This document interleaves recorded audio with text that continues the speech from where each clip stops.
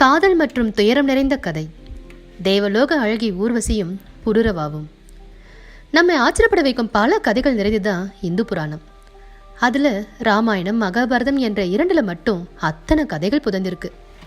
இந்தியாவில் அக்கதைகளை கேட்டு வளராத சிறுவர்களே இருக்க முடியாது. இப்போது நாம் பார்க்க போகிறது ஒரு வசீகரமான கதையை தான். மகாபாரதத்தில் இருந்து வரும் இக்கதை ஊர்வசி என்ற தேவலோக அழகிக்கும் புருரவா என்ற மனித அரசருக்கும் இடையேயான காதலை பற்றி தான். இந்து புராணத்தில் மனிதர்கள் மீது தேவலோக தேவதைகள் காதலில் விழும் கதைகள் புகழ்பெற்ற கதை கருவாக விளங்கியது. அதில் மேனகா, விஸ்வாமித்ரர், ரம்பா, சுக்ராச்சாரியா போன்ற சில காதல் கதைகளை இதற்கு உதாரணமாகவே சொல்லலாம். இந்த கதையை போல மற்றொரு அழகிய காதல் கதை ஒன்று. அதுதான் ஊர்வசி புருரவா காதல் கதை. புருரவாஸ் தான் முதல் சந்திர வம்ச அரசர். இவர் புத்தா மற்றும் இலாவின் புதல்வர் ஆவார். மிகவும் தைரியமான போர் வீரராக திகழ்ந்தவர் புருரவாஸ். அசுரர்களுடனான போரின் போது உதவி புரிந்திட இந்திர தேவனால் பலமுறை அழைக்கப்பட்டவர் தான் புருரவாஸ்.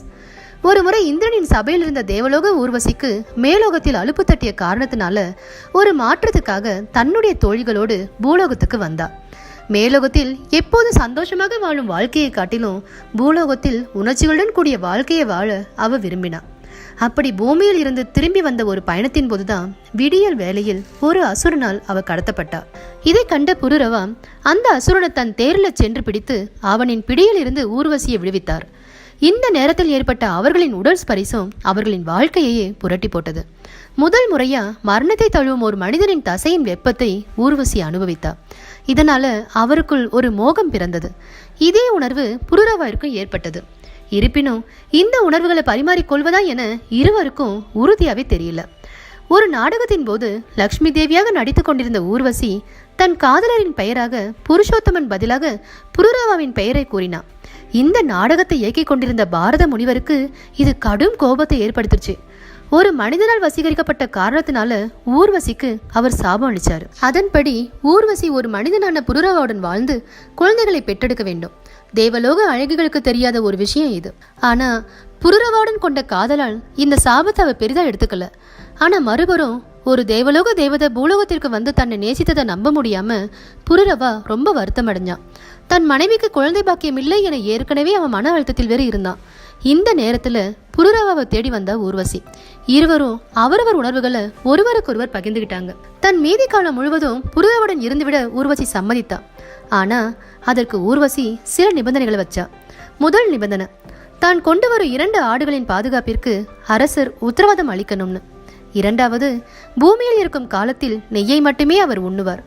மூன்றாவது, உடலுறவு கொள்ளும் வேலையை தவிர பிற நேரங்கள்ல ஒருவரை ஒருவர் நிர்வாணமா பார்த்து கொள்ளக்கூடாது. இந்த நிபந்தனைகளில் ஏதாவது ஒன்று மீறப்பட்டாலும் சரி, மீண்டும் மேலோகத்திற்கு சென்று விடுவதாக ஊர்வசி கூறினார். புருரவா இந்த நிபந்தனைகள் அனைத்திற்கும் ஒத்துக்கொண்டார். அவர்கள் இருவரும் காந்தமணன் தோட்டத்தில் ஒன்றாகவே வாழத் தொடங்கினர்.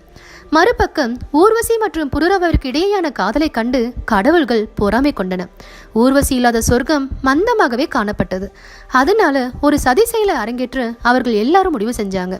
ஒரு நடுநிசி வேளையில ஊர்வசியின் ஆடுகளை கந்தர்வர்கள் தூக்கி சென்றார்கள். ஆடுகள் கத்த தொடங்கியவுடன் வருத்தமடைந்த ஊர்வசி அந்த ஆடுகளை உடனடியாக காப்பாற்றுமாறு அரசரிடம் கூறினான். அந்த நேரத்துல எந்த ஆடையும் அணியாமல் இருந்த புருரவா அவசரத்துல அப்படியே எழுந்தான். அந்த ஒரு நொடியில சொர்க்கத்திலிருந்து ஒளியை அவர்கள் மீது பாய்ச்சினார்கள் கந்தர்வர்கள். இதனால் ஊர்வசியும் புருரவும் ஒருவரை ஒருவர் நிர்வாணமா பார்த்துக்கிட்டாங்க. 3ஆம் நிபந்தனை மீறப்பட்ட காரணத்தினால மீண்டும் சொர்க்கத்திற்கு செல்லும் நேரத்தை அடைந்தாள் ஊர்வசி. கனத்த இதயத்துடன் அரசரை விட்டு பிரிந்தா ஊர்வசி. இதை கண்டு உடைந்து போனார் புருரவா. இந்நேரத்துல புருரவாவின் குழந்தையையும் தன் வயிற்றுல சுமந்தா. 1 வருடம் கழிச்சு குருஷேத்திரம் பகுதிக்கு அருகில் வருமாறு அரசரை கேட்டுக்கொண்டா ஊர்வசி. அங்கே வைத்து அவரின் குழந்தையையும் ஊர்வசி ஒப்படைத்தா. அதன் பின் பூமிக்கு மீண்டும் மீண்டும் வரும் சந்தர்ப்பத்தை ஊர்வசி பெற்றா. அப்படிப்பட்ட நேரத்துல புருரவாவிற்கு மேலும் மேலும் பல குழந்தைகளை பெற்றுக் கொடுத்தா.